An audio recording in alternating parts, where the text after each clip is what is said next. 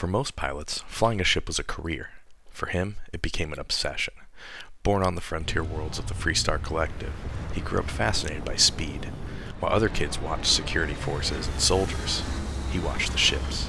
How fast they accelerated, how quickly they turned, how much thrust their engine produced. By age 16, he could identify most major ship manufacturers by engine signature alone. The Freestar military noticed. Gifted with extraordinary reflexes and spatial awareness, he was recruited into a classified test program designed to evaluate next-generation fighters, engines, targeting systems, and experimental spacecraft. He wasn't the best soldier. He wasn't the best officer. He was simply the only pilot crazy enough to push prototypes beyond their limits. When engineers said a reactor couldn't handle another 10% output, he pushed 20. When designers claimed a ship couldn't survive atmospheric insertion at a certain speed, he tried anyway. More than one test vehicle never came from, yet somehow, he always did. His reputation grew, pilots respected him, engineers feared him, manufacturers loved him. Every destroyed prototype generated more data than a year of simulations. Eventually, his assignments expanded beyond testing. He began evaluating cutting-edge military technology, experimental railguns, advanced reactors, prototype grav drives, electronic warfare suits, anything new, anything faster, anything better. Then came the accident. A classified grav drive test ended with a catastrophic failure that killed most of the project team and buried an entire program. Official reports blamed pilot error. He knew better. Someone wanted the technology buried. Disillusioned, he resigned his commission and disappeared into civilian space. Now he roams the settled systems, searching for advanced technology, faster ships, and forgotten prototypes. He isn't looking for wealth. He isn't looking for power. He's chasing the next breakthrough, the next engine, the next impossible machine. Because in his mind, humanity has only one purpose: go farther, go faster. And we are taking a break from your build guide to thank this video sponsor, NoChillTactical.com. Come here for all of your fitness program, apparel, and firearms training programming needs with a new drop from yours truly, the tactical nerd himself, me, Dan. Marksman's Ascension, 4 weeks of precision, discipline, and readiness. This is kind of my take on how a Space Marine chapter would write out the codex and the wording and things of a firearms training manual. It has 8 sessions. Every session has a mission briefing, a litany of accuracy to build precision, a battle drill to develop core defensive skills, a trial of stress to challenge performance under pressure, a final judgment to evaluate your progress, and an after-action review to figure out where you are awesome and where you need some help.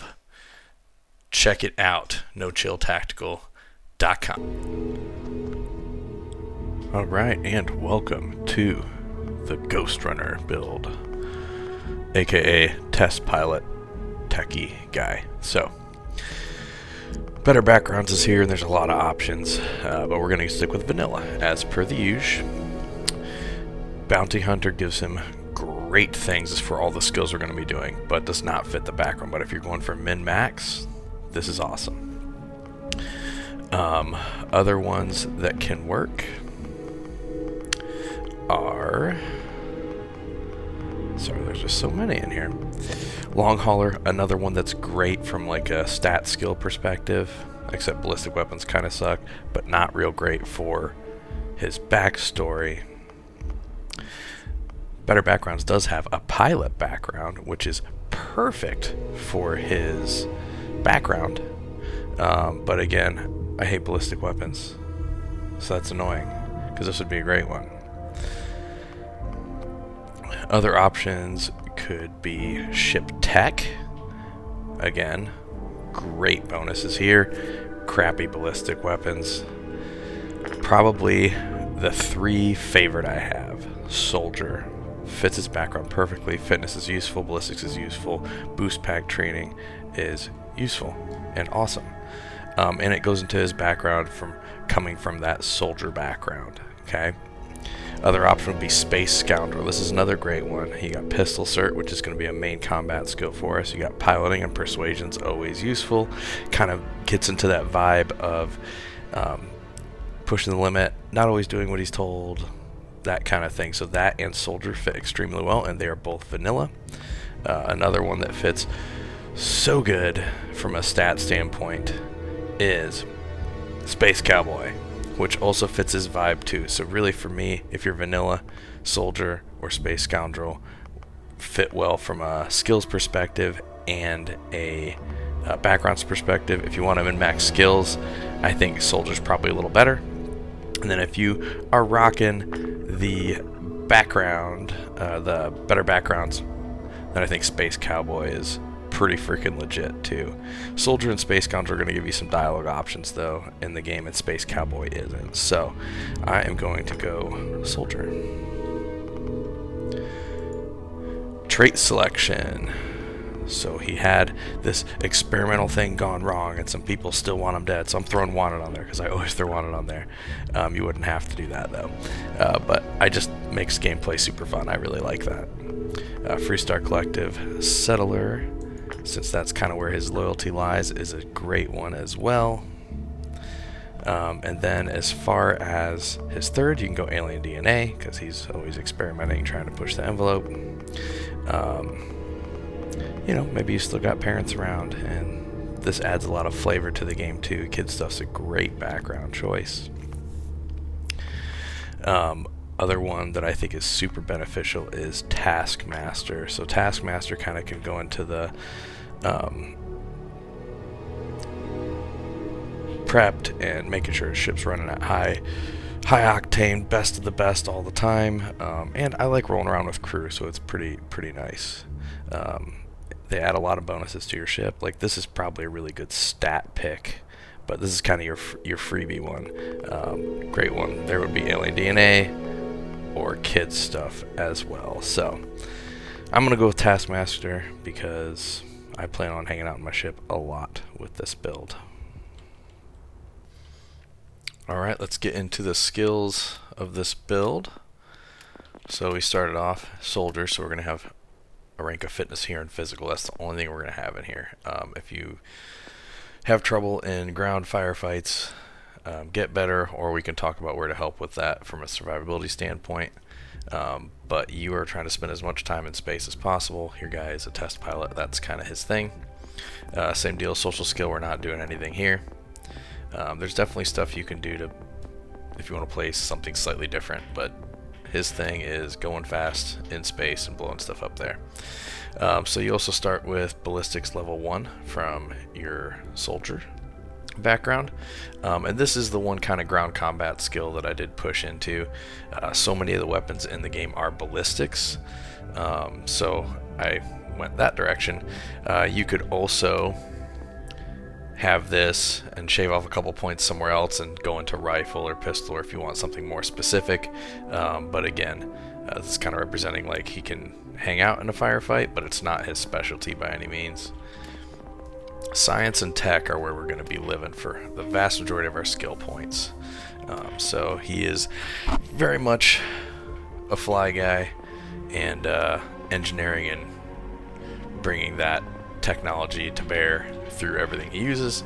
A lot of our survivability in ground fights actually come from our research. So went research methods just to go with his whole build the cool, newer, better things mentality. But you could do medicine instead if you're finding survivability in ground combat being an issue. We just need those 4 points so we can get to the skills we actually care about in this tree, which is number 1, weapon engineering. So building up the most souped up weapons definitely even the playing field for you, and it's just a really fun mechanic in the game, and definitely sits right with his experimental prototype kind of things that he messes with. Same deal, spacesuit designs, the exact same thing, but for spacesuits and armor instead of your weapons. And then we have the skill points to get down here to, I don't even know how to say that, but the anuronic fusion, because we want our ship to be awesome, and an extra 5 units of power can let us do a lot more stuff. So maxing out everything at once is kind of fun. Tech tree is where we're going to spend the vast majority of our skill points. I was kind of torn whether to go deeper into boost pack training or some other things, but I thought boost assault training was going to be cooler. So Tier 1 here, we have boost pack training up through level 2. Using less fuel when you use your boost pack is pretty noticeable when I was doing some testing with the boost assault training and the hovering versus when I didn't have that rank. Because originally I was putting some skills in other places and just using rank 1, but rank 2 definitely makes a big difference. If you want to shuffle some things around and get to rank 4, that'll make a huge difference too. But this is kind of a wasted point in my opinion from a boost pack combat standpoint. But again, he likes flying, so when he's not on a ship he still wants to be flying, so tied in with that, we do the boost assault training, and this is also going to develop a big survivability piece. This is why I didn't worry about any of the defensive skills or the medicine, because enemies are going to take damage while you jump away. This is super valuable. It procs pretty consistently where you knock down enemies when you jet up into the air. Hovering in place. This rank 3 is useful, but it's only useful once you get rank 4, in my opinion. Rank 4 is where your ground combat just gets super easy. Time slows down 75% slower than normal. Sorry, 70% slower than normal, and it just makes all ground firefights absurdly easy between having that and ballistics and then having a hard target or some other big burst damage weapon. Just makes the game pretty dang easy. And then into the ship. Piloting, a necessity for everybody. Class C ships boost everything you're capable of. Targeting control systems lets you blow things up quicker when you're targeted in. If you want to do boarding, it's a necessity. But the less energy use and the up critical chance, all the things in here are great damage boosters. And you want to be good in ship combat, so there you go. So I did not go into shield systems. I don't know if they fixed it, but it used to be kind of buggy. So I just don't even mess with it. Sometimes it gives you the reverse benefits, so you end up getting worse putting points in there instead of better. But we're a test pilot. We want to go super fast all the time. So dumping deep into the engine skills tree is awesome. And when you get to rank 4, this is kind of the cheat code for making space combat easy. While you boost, everybody disengages and stops firing at you until you stop boosting. You combine this with the stealth ship mod that they unlocked here in Terran Armada, and you're pretty much just wrecking everything, just because no one's going to shoot you. And along with wrecking everything, let's talk about particle beam weapons. They are the best in the game, bar none. It's not even close. They're faster at taking down shields than lasers, it seems like, and they do a ton of hull damage. It's just easy. So that is a no-brainer. Every build I have, even if you are not focusing on ship combat, if you get down to here, it makes everything easy between being able to speed away and disengage everybody, flying a Class C ship, and particle weapons that have a ton of bonuses on top of what they already do. Makes the game pretty easy. Starship design. Now this is key to the character. When you build out the best ship, the coolest options, this unlocks all that for you. Kind of similar to how piloting is a must-have for this guy to unlock the Class C ships. Starship design just makes sense. If you're already in a Class C ship, you need to be able to build the best modules on it. Thought about Starship engineering. It's not a great stat boosty one. After a firefight, you can kind of sit around and repair anyway, and with your ability to speed around and disengage, your ability to kill things really fast with your particle beams, like, you shouldn't be taking a ton of damage anyway. Last one on the tree, automated weapon systems just seem to fit the character really well. Seems like the kind of guy that would rather be focusing on flying than like focusing on shooting people. So how I play this combat is fire your particle weapons to get the thing started, zip around, let your turrets kind of destroy stuff, and if you have a ship you want to board, or you just want to take some more direct action, lock on with targeting control systems and use your particle beams to take down their engines and go from there. But really, you can just be zipping around with, you need to start the combat with some sort of particle weapon, and then, or missile or anything, and then just drive around until everything's dead from your turrets. Last thing, I've always put a point in security because it's annoying not to be able to pick any locks in the game. And that'll get you to level 50, and that is the build. So ground combat, a lot of damage from ballistics, total cheat mode with level 4 boost assault training, and then you'll have another total cheat mode because your weapons and armors are going to be super upgraded. And then in combat, in the plane, in your ship, you're going to have a ton more energy to use, so all your weapons will be fully charged up. You're going to be flying Class C ships. You're going to disengage if your shields come down at all and start back over when they're full again. You're going to have the best modules on it because of that, and then you're going to have auto turrets that just melt everything around you. This is one of the more overpowered builds I've ever played, and if you decide to be running around, I guess you have a little bit of fitness too. So there you go. Okay, as far as look goes, let's start with his apparel. So end game goal is going to be operative suit with or without the helmet. That just looks like super flight test dummy kind of thing. The operative helmet is pretty cool. Looks really good in armor as well. It just sucks that it doesn't really have any value here, but it looks very test piloty. Early game, any jumpsuit looks extremely good as like a pilot. And then other than that, the next best one, I'd either go operative suit, which you have to do some questing for Ryujin. So if you're staying away from them, probably, in my opinion, the best looking one is going to be the, where'd it go? I need to sell some of this crap. Space Pirate Swashbuckler gear. There it is. That looks super piloty to me, and I dig it. Looks kind of stupid with the operative helmet though, but yeah, you can get this pretty easy. You just start boarding ships instead of killing them outright in the beginning of the game, boarding pirate ships, and you'll be able to pick this up pretty quick. But end game, operative suit, looks like high-tech special test pilot things. Now, if you are so good at combat you don't care about armor specs and stuff, the armor that I like the most is the Shock Troop spacesuit. And if you don't care about stats and everything like that, you can absolutely ditch your Shock Troop helmet, and now you'll just be wearing your operative helmet, which looks super cool. Especially with the Shock Troop spacesuit. Shock Troop spacesuit I just think looks like super cool test pilot as well. But if you're playing this game, or you're new to this game and it's relatively hard, you probably definitely want to get a helmet. And the one that I like the best is the Shock Troop space helmet from a look standpoint. Other options could be, there's some like the Navigator space helmet looks very test piloty. You could even go Navigator helmet, Navigator spacesuit. You just look like a pilot. That's pretty good.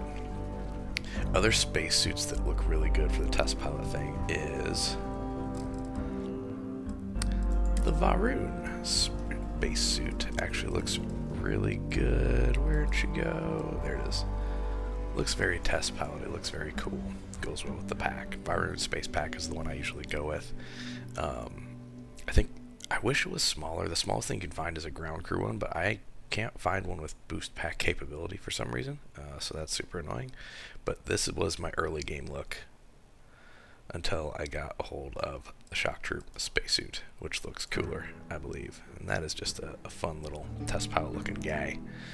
You could go Star Wars motif, right? Look like one of the guys flying the X-Wing with ground crew, so you can play around. There's lots of good options, but top two for me suit-wise is the Varun and the Shock Troop. And then on the packs, this just, everything else just looks big. Like the Shock Trooper one, I don't think I have one on here. Mantis would look really good if it was a different color, but the Space Trucker and the Star Roamer both are this. That looks pretty good too, so I'd do that or the Varun from a look standpoint. So that is our look. Now as far as weapons go, you're going to be doing a lot of customization of weapons. I have a couple things. This is the first gun I had that I customized up. There's a lot of fun little things on that. But my main that I use most is one of two things. Elegance. Hits like a dang truck. Looks cool. You can get it at Aquila City from a vendor. And my second favorite is just an urban eagle. I need to get a better version of it, but it just looks nasty and futuristic and very like high test type weapon. I also souped up a Razorback, just any pistol. He's a pilot, right? He's not running around with a rifle. He's got a sidearm. He crashes his ship. He has to deal with fighting people with a sidearm. Technician's Razorback. Zapper's another great one you can get at Aquila City. Aquila City's a great place for picking up rare pistols that are pretty sweet, especially early game. Zapper is super rapid fire. Elegance with binary trigger just crushes everything though, from my testing. Best gun for this guy right here. Alright, let's talk about this monstrosity of a ship that we are flying. Okay, so believe it or not, this is the Razorleaf.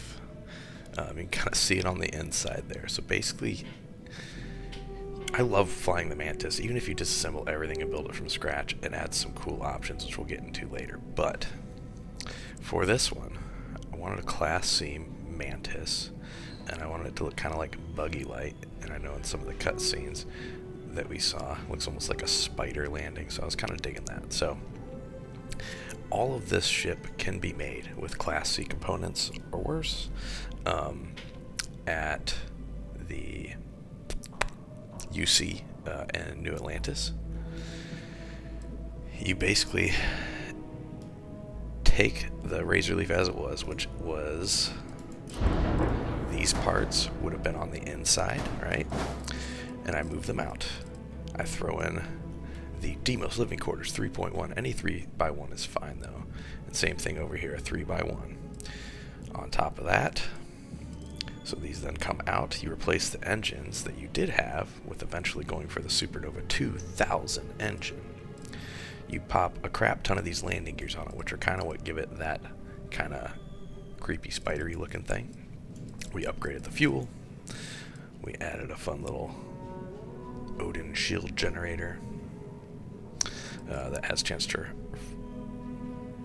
this thing right here has a chance to reflect damage. And then this is your actual Class C shield generator. In general, I like tucking vitals kind of behind other things so they don't directly get hit as much. So I actually had a build that I did where all the components like the reactor and stuff like that is kind of on the inside and can't really get hit unless someone's directly under you. That's a cool way to build a survivable ship. We also upgraded our reactor instead of kind of the short, normal looking one. We threw the Class C Fuser DC-401 reactor on there, which makes it kind of tall and ridiculous looking. So then I had to start building things out to make it a little thicker, so it blended in a little better. So we got a double stack of Nova bracers on each side, and attached to those we got a Nova weapon mount. This is where we sit our turrets. I'm playing around with design here. I think I might try to throw like turret, and then two here just so I have a little more coverage. The only problem that I ran into with this build is on the bottom. Okay, I took them both down. So I had turret, which give us some better coverage, but they just didn't fire very often, so I moved them to the front. I also just think it looks cooler to have 4 of them in the front instead of 2, but it won't let me put any more than 4 because then I'm using too much power in weapons, which is lame. I feel like I should be able to have as many weapons as I have power for, but the game did not love that. So in addition to the 4 PBO 300 Auto Alpha turrets, we have 2 Auto Alpha beams. So these are your controllable ones. You can start combat with these. There's people that say like starting combat is necessary before the turrets will fire. That's not actually true. It's just depending on their window. So I might play with repositioning these somewhere else because I feel like maybe the landing gear gets in the way of their vision sometimes. So I'm still tweaking with that. Throw a couple of the Nova cowlings on there to give it some not horrible looking aesthetics, and that is our beast of a machine. And as you can see, its engines are all the way to the top. Super popular for what we're doing here. Lots of speeding around.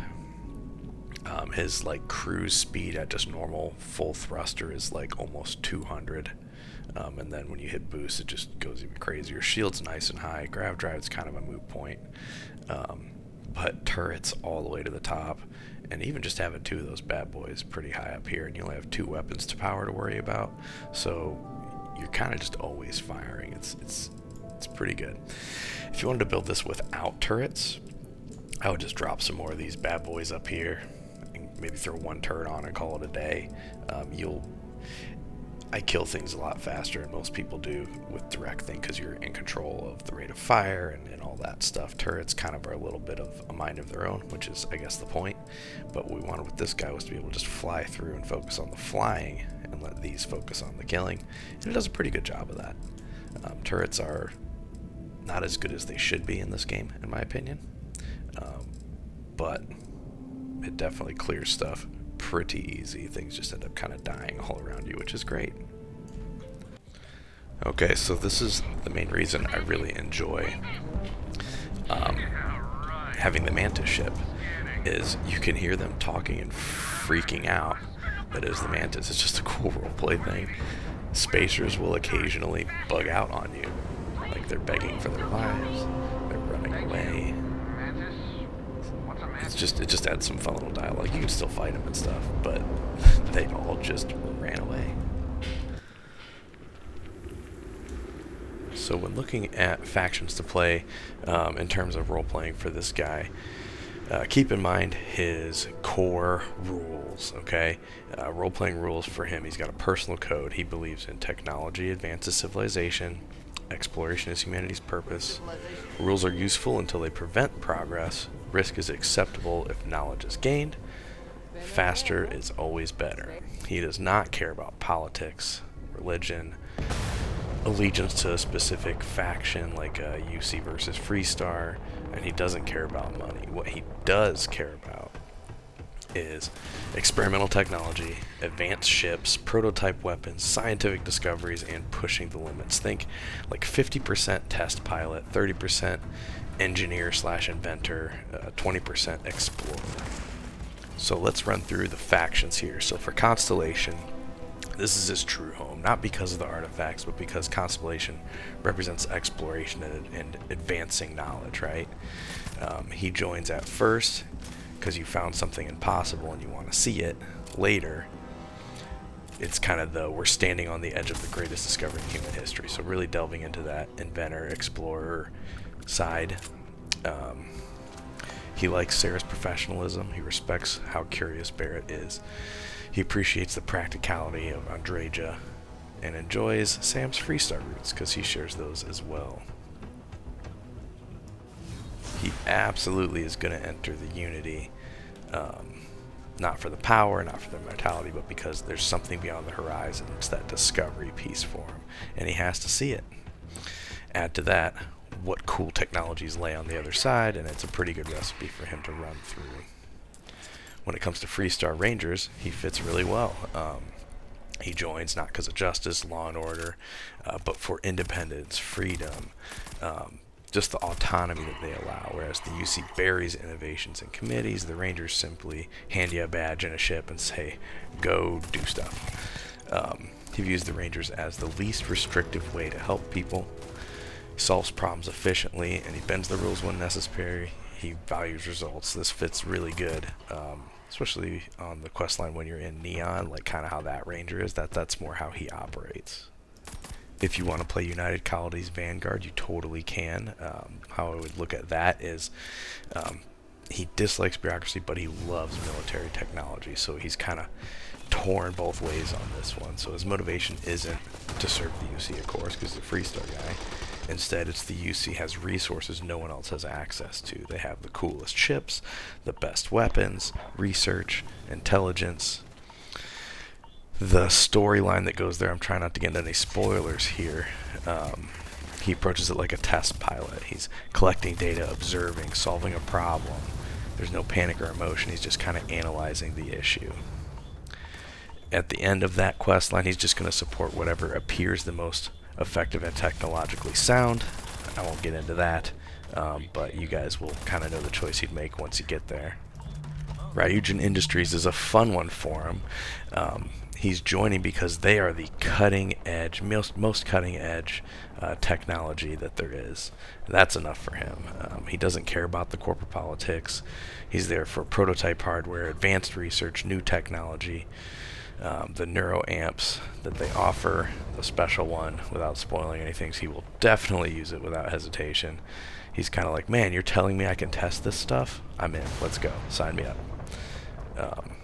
He doesn't love some of the more choices you can make there that are a little more combat oriented, a little more who cares who gets hurt, but I'll let you guys figure that one out as you go. Crimson Fleet versus SysDef is a no-brainer. He's definitely going to be on the side of SysDef, but while he's in the Crimson Fleet, he is going to take advantage of smuggling routes, black market technology, and experimental hardware, but he is definitely going to end up on the SysDef side. He is not an evil character. He is self-serving when it comes to learning technology and things of that nature, but he is not going to be, you know, the pirate of the Seven Seas by any means. Trackers Alliance is a great fit, possibly my second favorite faction to Ryujin for him. He joins because trackers get to travel everywhere, they see everything, they encounter all the rare ships, and encounter some unusual technology just because of their nature of exploring everything and going out and finding and tracking people down. For you, it's not about justice, it's about the freedom. The trackers get paid to fly, explore, and hunt. He operates very professional, very clinical, like a military pilot. Bring the target in, collect the reward, move on, grab whatever technology you can on the way. You got company, I think. Shattered Space, I don't personally love this DLC, but it is a cool thing for him to go through. Very interesting because it kind of hones in on the key question of how does a technology worshiper like him react to dogmatic religion. Initially, he'll probably be skeptic. He sees House Varun as people replacing evidence with belief. As the events unfold, it becomes a little harder to dismiss, and he's forced to confront some interesting phenomenon that challenges understanding without throwing any spoilers in there. He never becomes religious, but he does develop some respect. His conclusion is, just because I don't understand something doesn't mean it isn't real, which is an interesting character growth for him. Or you can go on there and just be a skeptic the entire time and just, you know, use them for their technology and plasma weapons and things like that. It becomes definitely the first time he encounters a frontier technology that he can't immediately explain, so that's interesting for him. Terran Armada is a very fun content for him to play through. Terran Armada is exactly what he spent his life chasing. Crazy military hardware, advanced ships, experimental systems, lost technology. Also with this DLC, you get all the schematics that you can loot. The X-Tech for further customization of weapons. Like this DLC was made for this character. His mindset, every mission is, let's see what this thing can do. Everyone else sees dangerous relics, he sees engineering marvels. Everyone else is worried about consequences, he's fascinated by all the possibilities. His personal goal is going to be recover technology, study, understand, improve his current gear. If given the opportunity, he's always going to choose the option to preserve technology. For like an emotional hook, it reminds him of his old test pilot program, secret projects, experimental systems, engineers pushing limits. This is the closest thing he's found to home since leaving his former life.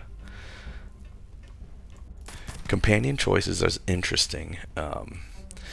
And some of the quest lines in Terran Armada add some other fun things, depending on how good or bad you feel like being. But companion choices, Barrett's cool. Barrett, they're both driven by curiosity, both love discovery, both are willing to push the boundaries. He's just a fun companion to have, too. Sam could be good, because of his Freestar roots, pilot background. He's very, like, independent. But, man, he's a little too moral compassy for me sometimes, which is annoying. Now, the fun ones is the robot in Terran Armada, and Vasco I think are cool as well because he's, you know, technology obsessed, always looking to improve. So I like Vasco. I think he's super fun. So for the majority of the game, Barrett and Vasco I think are great. Um, but I do enjoy that Terran Armada robot as well. He's kind of like the meaner version of Vasco. So his final kind of overview character arc: in the beginning, you're a former Freestar test pilot obsessed with speed, obsessed with technology.